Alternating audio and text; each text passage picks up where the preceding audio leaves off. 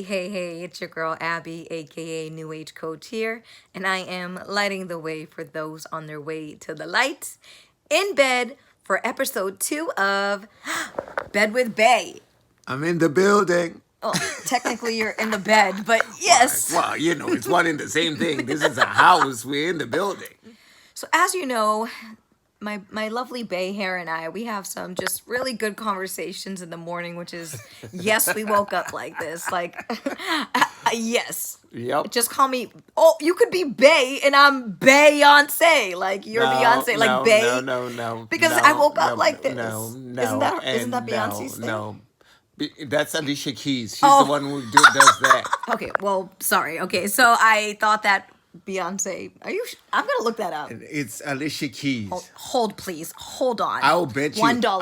No, $5. How cheap are you? 50 cents. No. $5. Okay. Y'all saw this, right? I was right. Okay, so sorry for that quick little break there, but I would just like to report back that your girl was right. So from now on, you must call me Bae-Yonce. No. Bed with Bae with Bae-Yonce. No. Y'all witnessed that he owes me $5. You were talking about your makeup. No, That's I a wasn't. song. No. That's a song. No, oh my God. People, Jesus he does this Christ. all the time. He literally And you're will cutting talk me out his of the way. video. Yes, See? he will literally talk his way out of any bet he loses. Whatever. Now I just have all of you as witnesses. But anyway, moving on to the point of this video. Okay, so back to the point of this actual video.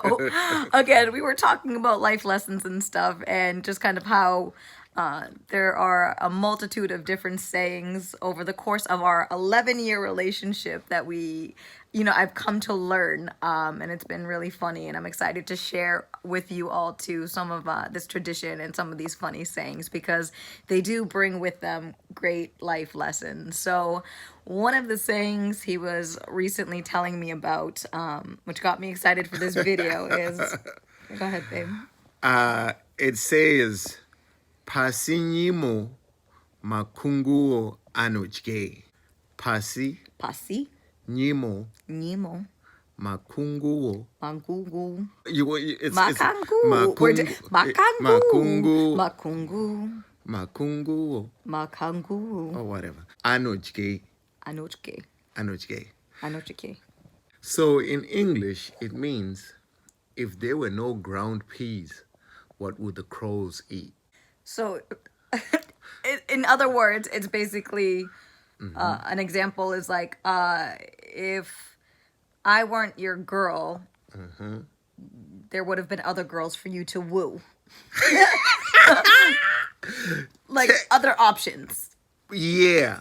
What does it actually mean? What it means, babe, is be in every relationship that you're in, whether it's your brother, it's your sister, or whatever it is, be committed to that relationship and give it your all. Human beings... I can't concentrate because we got a lot of commentary. Hold on. Sorry. Cover the nip. Sorry. So going back to the literal translation, if there were no ground peas, the crow would have to have a different option. So basically what that means is you have to invest in what your other person or your loved one or your mother or any type of relationship that you have to find interest in the things that they love, the things that they're into, so that they do not have an option, a second option. Be committed to making sure that you cultivate your relationship. Feed them. Feed the relationship. Like the ground pea feed. Yeah, like the ground peas, yeah. Feed your relationship with all the things that your significant other is into. Show interest. That way your relationship remains solid and no one will look out of that relationship. Yeah, if you're that crow, you're nourished by those ground peas or by that effort or everything like poured into that. Yeah. There leaves no room for another option. Exactly. Same with spirituality. You have to cultivate your spirituality. You have to put in the work. You have to be invested in it.